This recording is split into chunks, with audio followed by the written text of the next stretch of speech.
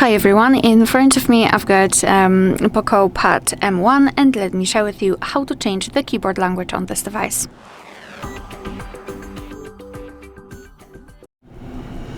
So let's begin with opening the app which will provide you with the keyboard. So for example, messages, notes, browser, settings, whatever, just have the keyboard on the screen like here.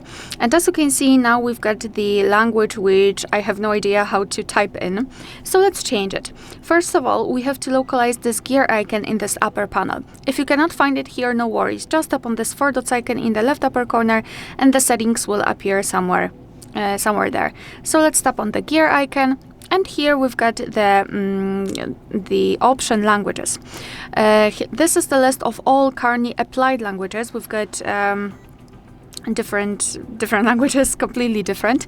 So let's tap on Add Keyboard and find different one. So here we've got the full list of available keyboards from which we can choose. You can scroll and try to find it, or you can simply tap on Search Language.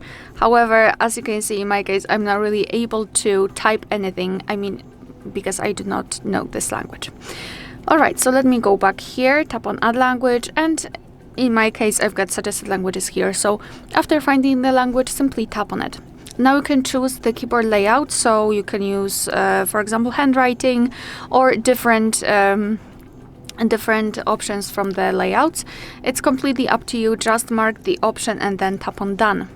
And as you can see, in my case, English language has been immediately applied to the list. However, I do not really want to use all of them, all of those other languages. If you wish to do that, we can simply go back to the keyboard.